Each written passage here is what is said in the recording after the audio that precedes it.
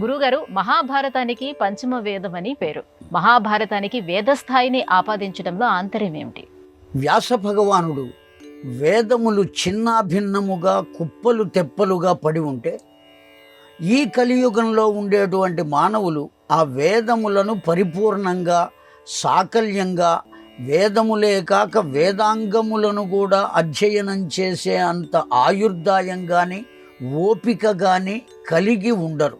కలియుగంలో అలసులు, మందబుద్ధులు, ఉగ్రరోగ సంకలితులు, సత్కర్మలు ఎవ్వియు చేయనేరరు అని ఈ కలియుగంలో ఉండే మానవుల గురించి భాగవతంలో పోతన గారు చెప్పారు.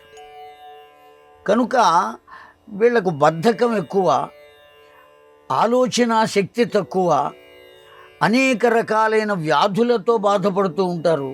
కనుక ఈ వేదములను పరిపూర్ణంగా వీళ్ళు అధ్యయనం చేసేటువంటి అవకాశం లేదు. అందువల్ల వేద విభాగం చేసి 4 భాగములుగా చేసి తన శిష్యులైన 4 4 వేదములను అందించారు వ్యాస భగవానుడు. ఈ 4 వేదములను అందించిన తరువాత కూడా ఈ సంక్షిప్తముగా అందింపబడిన వేదములను కూడా అధ్యయనం చేయలేని పరిస్థితి ఈ కలియుగంలో మానవులకు కలిగింది. మరి వేదములలో ఉన్న విశేషాలన్నీ కూడా ఎలా తెలియాలి? మానవులకు ఆయా విధానాన్ని అనుసరించి మానవుడు బ్రతకాలి. ఆ వేద తత్వాన్ని అనుసరించి మానవుడు తన జీవితాన్ని చక్కదిద్దుకోవాలి.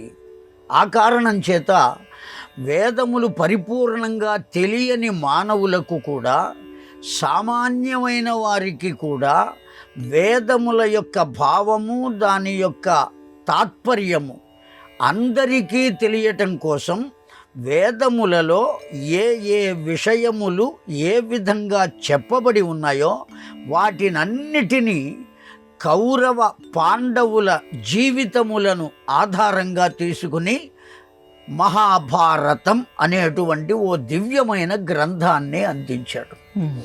వేదములే భారతం, భారతమే వేదములు.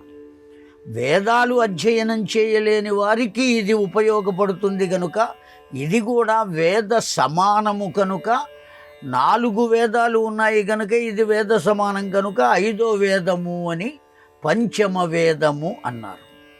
వేద సమముగా దీన్ని ఎందుకు చూచారు అంటే వేదములలో చెప్పబడిందే దీంట్లోనూ చెప్పబడింది. ఆ కారణం చేత వేదమే అంతే.